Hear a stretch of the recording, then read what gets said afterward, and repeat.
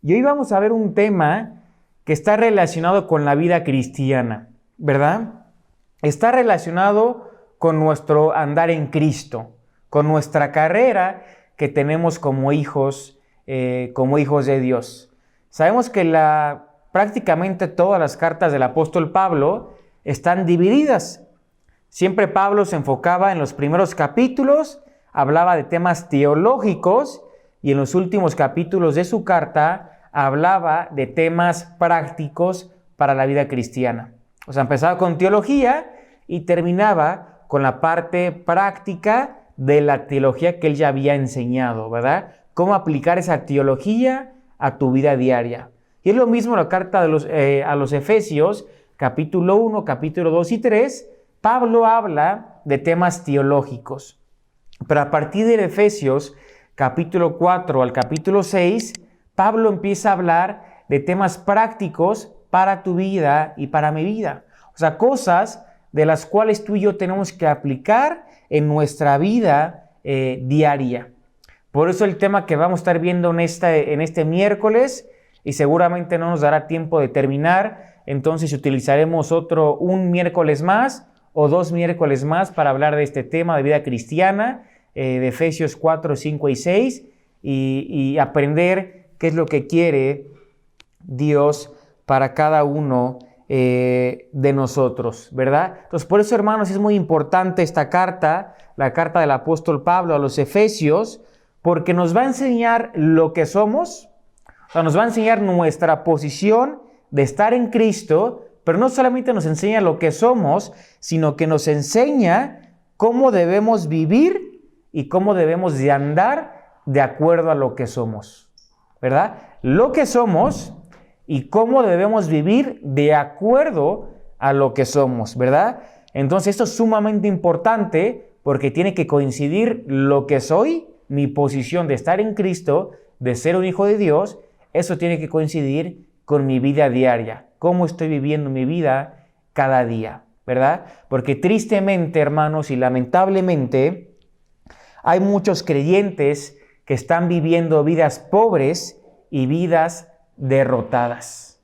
Vidas pobres y vidas derrotadas. Vidas pobres, ¿por qué? Porque no han entendido su posición de estar en Cristo.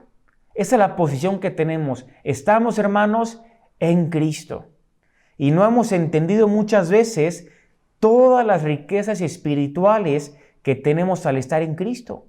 Entonces, cuando no entendemos nuestra posición y cuando no entendemos las riquezas que ya poseemos por tener a Cristo en nuestro corazón, estamos viviendo vidas pobres. Ahora, no solamente muchos creyentes viven vidas pobres, sino que viven también vidas derrotadas. Ahora, no por ignorancia, sino que viven vidas derrotadas por pereza de no poner en práctica la verdad. De no poner en práctica el conocimiento que tienen. Me acuerdo que hace unos días estaba hablando con una persona que esta persona había dedicado cierto tiempo de estudiar la Biblia y ella decía como de manera cómica, no entendí nada, ¿verdad? Me decía así como riéndose, ¿no? Y yo le dije, hermana, preocúpese mejor, aunque sea poquito lo que haya entendido de la Biblia, pero preocúpese de que eso lo esté viviendo en su vida, ¿verdad? No te preocupes ahorita, obviamente tenemos que crecer en conocimiento, pero tampoco tenemos que desesperarnos, ¿verdad? Tenemos que entender que lo poquito o mucho que sepamos de la Biblia, tenemos que ponerlo en práctica, porque si no, estaremos viviendo vidas derrotadas. Acompáñame a Efesios capítulo 4, versículo 1 y versículo 2 a manera de introducción. ¿Qué es lo que dice? Versículo 1 primero. ¿Qué es lo que dice el apóstol Pablo? Pablo dice, yo pues, preso en el Señor, os ruego que andéis como es digno de la vocación con que fuisteis llamados. ¿Verdad? Entonces, vamos a utilizar este versículo de manera de introducción. Y aquí ya Pablo nos empieza a decir cómo debe ser nuestra vida, en la práctica, ¿verdad? Nos muestra cómo debe ser nuestra práctica. Y el apóstol Pablo utiliza palabras muy interesantes que vamos a ver su significado en el original, ¿verdad? Pablo dice, presos en el Señor, os ruego que andéis. Os ruego que andéis. Bueno, entonces Pablo utiliza la palabra andar. Esta palabra andar viene de la palabra griega peripateo, que significa avanzar, ¿verdad? Significa avanzar, significa no estar estático, significa estar en camino de avanzar y significa no quedarse estancado.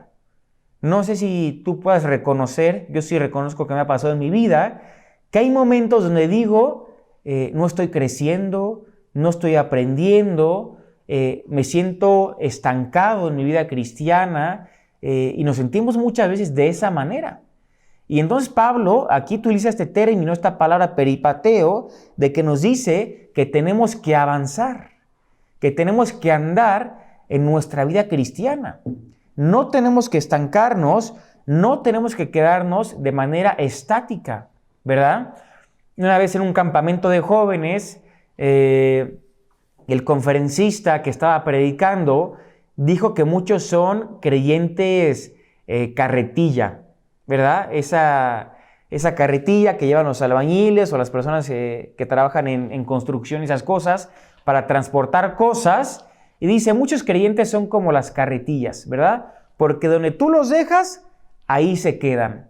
O sea, por ellos mismos no avanzan. Si fuera por ellos mismos, no crecen, no maduran en su vida espiritual. Donde uno los deja, ahí se quedan. Entonces, no tenemos que ser, hermanos, creyentes, hijos de Dios, carretilla, ¿verdad? Por así decirlo. Tenemos que avanzar. No tenemos que estar estáticos, tenemos que seguir hacia adelante. Entonces, esta palabra andar que utiliza Pablo aquí en el versículo 1, esta es la palabra peripateo que nos habla de que tenemos que avanzar, ¿no? Ahora, ¿avanzar a qué? Bueno, aquí es donde radica el concepto de la madurez. Cada día ser más maduros espiritualmente. La madurez, la Biblia lo llama, también lo menciona como ser perfectos. Perfectos en la Biblia, la mayoría de las veces, no habla de que no tengamos pecado, sino habla de hombres y mujeres maduras espiritualmente, ¿verdad? O sea, una persona madura es una persona que crece y que avanza. Es una persona que dice, hoy voy a hacer más que ayer. Hoy quiero aprender más que ayer. Hoy voy a aprender más de la palabra de Dios. Hoy quiero orar un poquito más. Hoy quiero predicar más el Evangelio. Hoy quiero memorizar más. Hoy quiero vivir más la palabra de Dios. Esa es una persona, un hombre, una mujer que está madurando. Es un hombre y una mujer que no está estancada, sino que cada día amanece con el deseo de crecer, ¿verdad? De conocer más la palabra de Dios y de ser más conocedor de la palabra de Dios. Pero lamentablemente, gran porcentaje de creyentes viven en el llano, se complacen, no avanzan, se conforman, ¿verdad? Y hermanos, como dije, no tiene que ser así con cada uno de nosotros. Usted y yo tenemos la capacidad de decidir seguir avanzando. También podemos decidir quedarnos ahí, conformarnos, estancarnos, y pasan años, pasan días, meses, años, y nuestra vida espiritual no crece, porque la decisión está en cada uno de nosotros. Ahora, Dios muchas veces va a utilizar pruebas en nuestra vida para que podamos madurar. Por ejemplo, ahorita que estábamos orando por las diferentes necesidades, no sé si prestaste atención, cuántos tienen familiares enfermos, con COVID, con otra enfermedad, cuántos familiares están pasando por pruebas, por desempleo, van a ser operados, el país está pasando por ciertas cosas, y todo eso, hermanos, son pruebas que vienen de parte de Dios, o la mayoría son pruebas de parte de Dios. Y las pruebas, Dios nos las manda para probar nuestra fe, ¿verdad? Para Él trabajar con cada uno de nosotros. Entonces Dios va a utilizar valles, va a utilizar circunstancias para trabajar en nosotros y para hacernos madurar. Nunca va a utilizar esas cosas para destruirnos o hacernos caer, sino todo lo contrario. Dios quiere que crezcamos y que avancemos a través de las pruebas, ¿verdad? Porque Él da las formas para avanzar en el camino. Esto, hermano, es parte del andar y de la vida. No nos tiene que sorprender las pruebas, las circunstancias difíciles que nos rodean, sino que nosotros ya contamos con los recursos suficientes y las armas para poder avanzar y poder andar, ¿no? Me gusta una frase que tengo apuntada que dice: la vida cristiana es un andar paso a paso, constante, sin conformarse en un lugar. ¿Qué es la vida cristiana? La vida cristiana es un andar, un caminar, paso a paso, constante, sin conformarse en un lugar. Eso, hermano, es la vida cristiana. Ahora, fíjate el versículo 1 que leímos. Pablo, antes de decir de que tenemos que andar, él menciona: yo pues, preso en el Señor, os ruego. O sea, no es una petición del apóstol Pablo, no es una sugerencia, es un ruego que la misma Biblia nos está dando a cada uno de nosotros. Tenemos que entender que es un ruego de Dios a tu vida y a mi vida. Y si Pablo nos está rogando esto, es porque él mismo lo estaba viviendo. Y desde donde lo estaba viviendo, desde la misma cárcel, él podía aplicar cada una de estas verdades.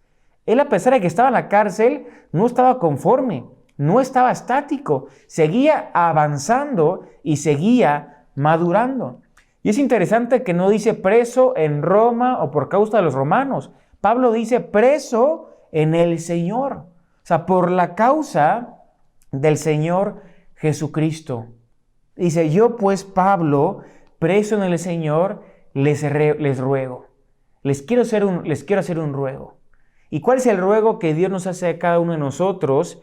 A que andemos cada uno de nosotros como es digno, de la vocación con que fuisteis llamados, ¿verdad? Os ruego que andéis como es digno de la vocación con que fuisteis llamados. Entonces, ¿qué nos ruega Dios?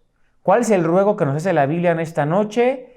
A que andemos como es digno de la vocación con la cual fuimos llamados, ¿verdad? Ahora, la palabra digno proviene de la palabra griega axios, A-X-I-O-S, axios. Esa es la palabra digna en el griego. Esta palabra es una palabra importantísima porque significa equilibrio. Nos habla de un peso, ¿verdad? O sea, ¿cómo tenemos que andar? Como es digno. ¿Qué es digno? Equilibrio. Como podríamos poner, para hacerlo más ilustrativo, imaginemos una balanza. Tenemos una balanza aquí. No sé, tú pones una sandía de este lado y pones uvas de este lado. Y obviamente, ¿cuál va a pesar más? Pues la sandía, ¿verdad? O sea, no va a haber equilibrio porque el peso no es el mismo, ¿verdad? Pero si en una balanza de este lado y de este lado hay un mismo peso, entonces ahí va a haber un equilibrio. Es lo que está aquí queriendo decir el apóstol Pablo, para que andéis como es digno.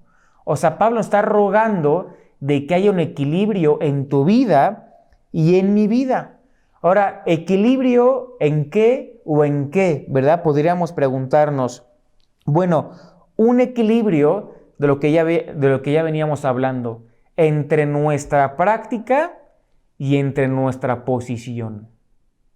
O sea, nuestra posición ya la tenemos asegurada, la posición no va a cambiar por nada, pero a veces en nuestra práctica, en nuestra vida diaria, estamos así, ¿verdad? En la balanza. Pero Pablo dice, no, tiene que haber un equilibrio entre nuestra posición y nuestra vida diaria y nuestra práctica. Ese es el ruego que nos hace Dios a cada uno de nosotros, un equilibrio entre nuestra posición y nuestra vida diaria, ¿verdad? Ese es el equilibrio al cual tú y yo tenemos que apuntar en nuestra vida cristiana. Y el apóstol Pablo va a desarrollar 3 capítulos, el capítulo 4, capítulo 5 y capítulo 6 de Efesios, para tratar este tema. Equilibrio entre conocimiento y entre nuestro caminar, ¿verdad? Por nuestra práctica vamos avisando a todos lo que pensamos de nuestra posición. Seguimos, vamos a avanzar. Leamos el versículo 2, si me acompañan ahí con sus Biblias, Efesios 4. Leemos versículo 2. Vamos a leer desde el 1, para entender toda la idea de Pablo. Dice: yo pues, preso en el Señor, os ruego que andéis como es digno de la vocación con que fuisteis llamados, con toda humildad y mansedumbre, soportándoos con paciencia los unos a los otros en amor, ¿verdad? Ahora aquí el apóstol Pablo, ya después de esta introducción del versículo 1, nos presenta 3 virtudes fundamentales para mantener el equilibrio en la vida cristiana. 3 virtudes, si las quieres apuntar, fundamentales, importantísimas, que nos van a ayudar a mantener el equilibrio en la vida cristiana. Vamos a empezar con la primera.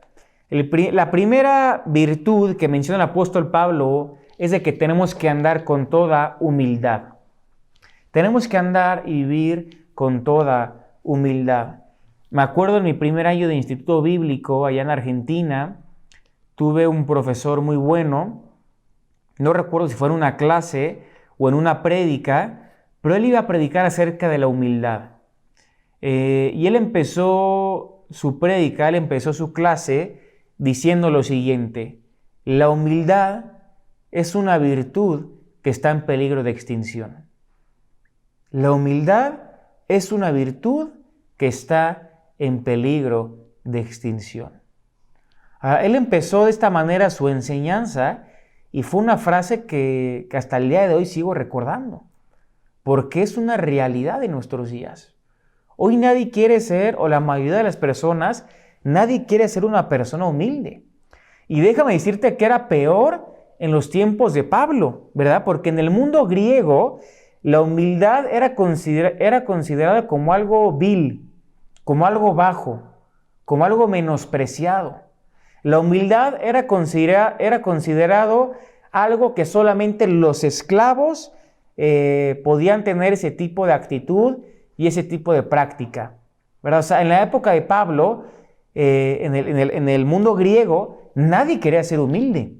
Nadie, era considerado algo solamente como para los esclavos, ¿verdad? Por eso la humildad, tenía el concepto de la humildad tan bajo en esa época, ¿verdad? Porque era algo bajo, algo vil en esa época.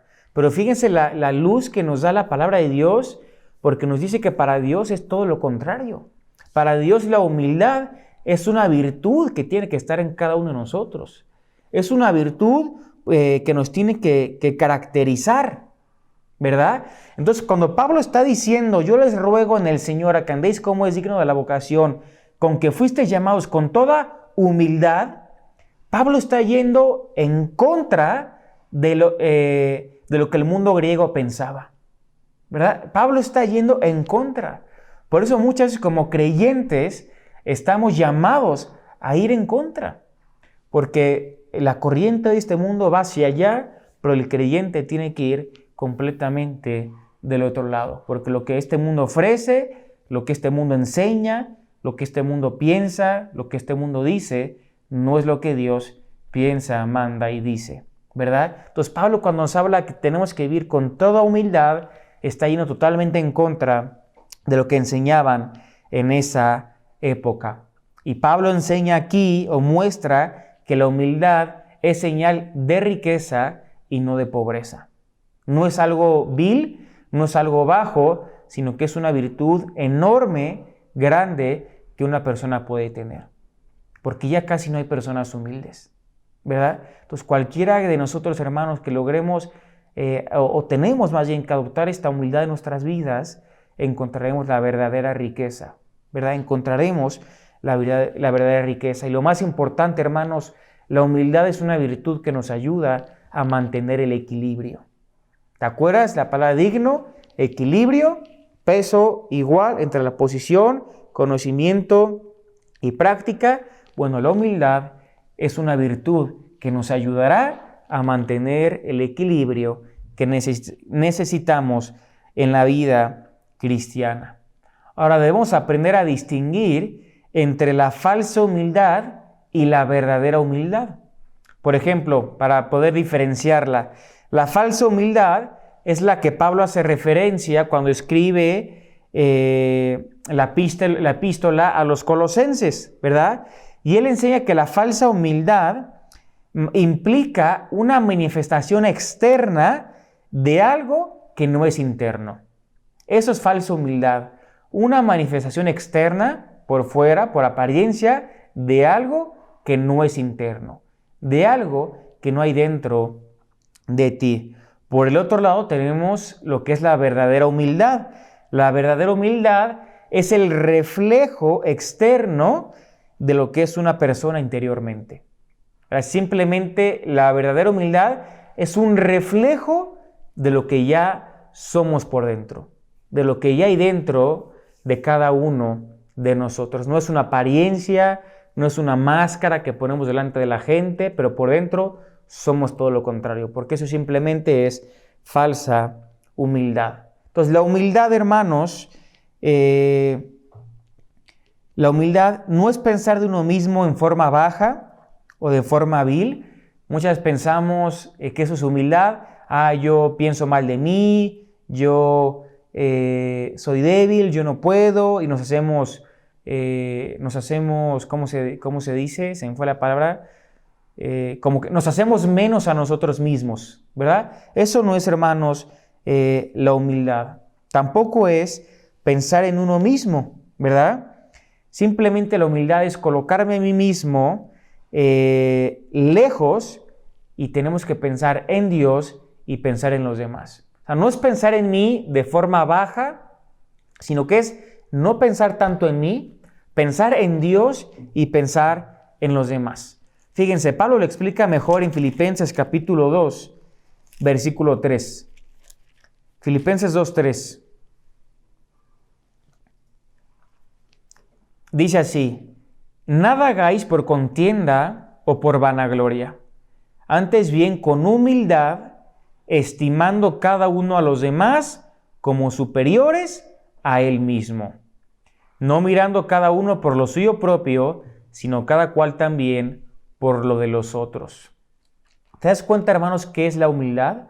No es pensar en mí mismo, es colocarme a mí lejos, distante, y pensar en Dios y pensar en los demás, ¿verdad? Porque dice antes bien con humildad, estimando cada uno a los demás como superiores a nosotros mismos. Esto, hermanos, es la verdadera humildad. La humildad que Dios quiere que tengamos. Esta virtud que nos ayudará a mantener el equilibrio en nuestra vida cristiana. Ahora, la segunda virtud a la cual Pablo menciona en el versículo 2 de Efesios 4, el pasaje que estamos estudiando, dice con toda humildad y mansedumbre. La segunda virtud que nos ayudará a mantener el equilibrio en nuestra vida cristiana es la mansedumbre. La mansedumbre. La mansedumbre, su palabra griega es la palabra prautetos. Prautetos, así como se escucha, prautetos. La podemos encontrar en varias partes de la Biblia. Por ejemplo, no lo busques porque voy a leer varios versículos, pero te los voy a leer.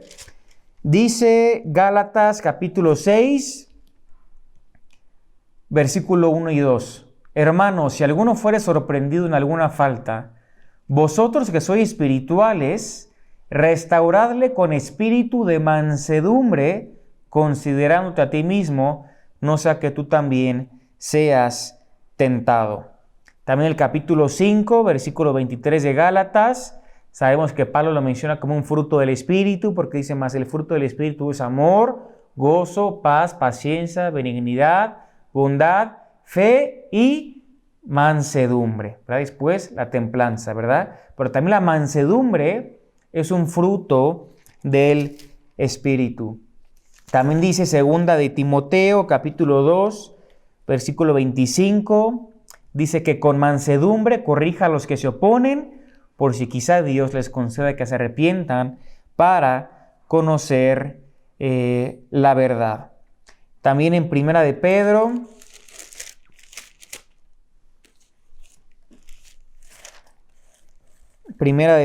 capítulo 3, versículo 16, dice Pedro lo siguiente: teniendo buena conciencia, para que en lo que murmuran de vosotros como de malhechores, sean avergonzados. No, perdón, versículo 15, dice, sino santificad a Dios el Señor en vuestros corazones, y estad siempre preparados para presentar defensa con mansedumbre y reverencia ante todo el que os demande razón de la esperanza que hay en vosotros, ¿no? Y ahí habla de que tenemos que tener buena conciencia. Entonces, la mansedumbre es una virtud, es un fruto del Espíritu muy mencionado en la Biblia, en la palabra de Dios, ¿verdad? La palabra en su original es la palabra prautetos. ¿Y qué significa la mansedumbre? Significa tener las emociones bajo control. Tener las emociones bajo control. No significa nunca enojarse, ¿verdad? Porque tampoco, no es nunca enojarse y tampoco es el otro extremo, enojarse siempre, ¿verdad? Por eso es un equilibrio, ¿verdad? Mansedumbre es tener las emociones bajo control. No es nunca enojarse, tampoco enojarse siempre, sino en el tiempo debido, ¿verdad? En el tiempo correcto. A veces hay gente que piensa que la mansedumbre es algo malo, ¿verdad? Y no sé por qué tenemos este concepto o esta idea de que la mansedumbre es algo malo, cuando de dos hombres en la Biblia se menciona que fueron mansos. Veamos, el primer hombre que se menciona es Moisés. Por ejemplo, si vamos a Números, capítulo 12, versículo 3, Números 12, 3, fíjense lo que dice: y aquel varón Moisés era muy manso, más que todos los hombres que había sobre la tierra. Entonces, ¿por qué pensamos que la mansedumbre, el ser un hombre, una mujer manso, es algo malo? Cuando Moisés, que lideró el pueblo de Israel, millones de personas, que fue el hombre que Dios utilizó para sacar a su pueblo de la esclavitud, que tuvieron por mucho tiempo por Egipto, y a él se le describe como un hombre manso, ¿verdad? No menso, ¿verdad? Un hombre manso, un hombre con un carácter impresionante, con un liderazgo impresionante, ¿verdad? Con virtudes impresionantes. Y una de esas virtudes era la mansedumbre. Era que él podía tenerle sus emociones bajo control. Y el ejemplo perfecto, no solamente Moisés, sino el Señor Jesucristo. Veamos lo que dice el Evangelio de Mateo, capítulo 11, versículo 24. Mateo 11:24 también habla de Jesús como un hombre manso. Dice así, 11:29, perdón, Mateo 11:29. Dice Jesús, Mateo 11:29, llevad mi yugo sobre vosotros y aprended de mí, que soy manso y humilde de corazón, y hallaréis descanso para vuestras almas. ¿Te das cuenta cómo Jesús mismo se mostró como un hombre manso? Dice, aprendan de mí, que soy un hombre manso y humilde de corazón.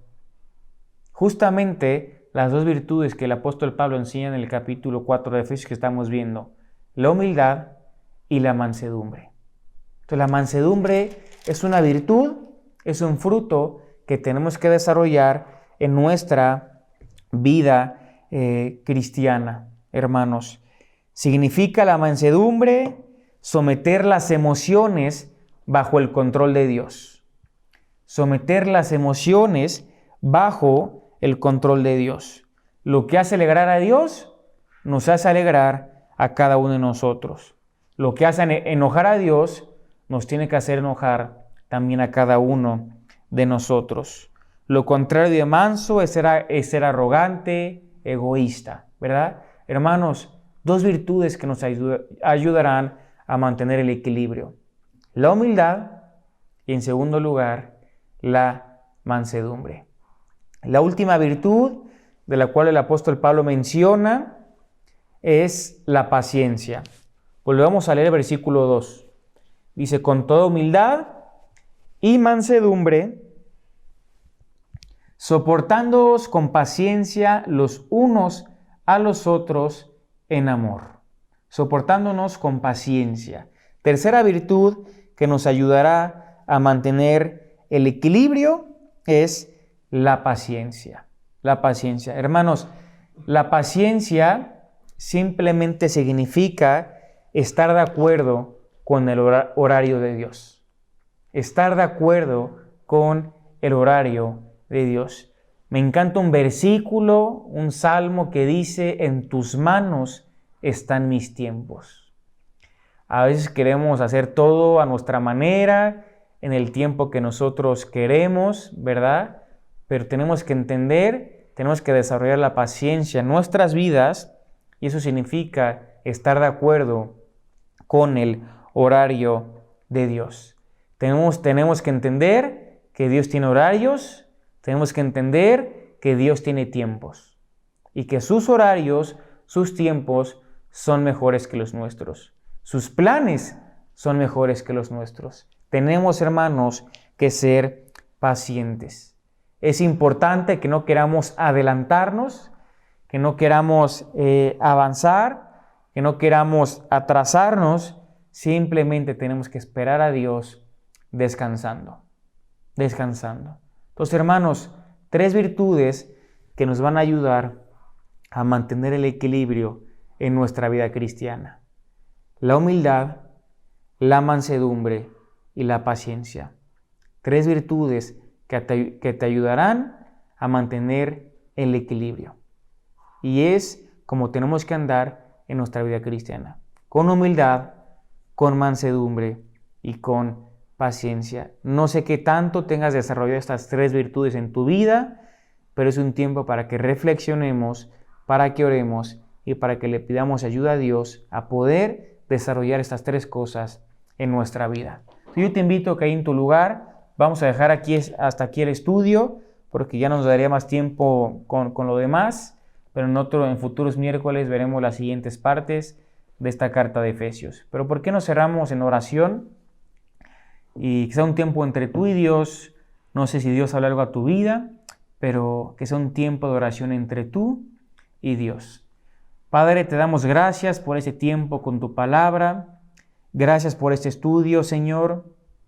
Gracias porque nos recuerdas cómo tenemos que vivir nuestra vida cristiana, Señor, para que andemos como es digno de la vocación con que fuimos llamados, Señor. Con toda humildad y paciencia y mansedumbre, soportándonos con paciencia los unos a los otros, Señor. Ayúdanos a desarrollar esas tres virtudes en nuestra vida cristiana, Señor, que nos ayudarán a mantener el equilibrio. Queremos vivir una vida que te agrade, Señor. Padre, que tu palabra pueda quedar guardada en nuestra mente y en nuestro corazón, Señor. Gracias por cada persona que va a escuchar este mensaje. Lloro por sus vidas, por sus familias, para que tú los sigas bendiciendo en todo lo que ellos hagan, Señor, y que principalmente puedan crecer en gracia y en conocimiento tuyo, Señor. Gracias por dejarnos la Biblia, estos 66 libros inspirados por ti, por el Espíritu Santo, Señor, donde tú nos hablas y somos privilegiados de poder tenerlos en nuestras manos, Señor. Gracias por este tiempo, en el nombre de Jesús. Amén.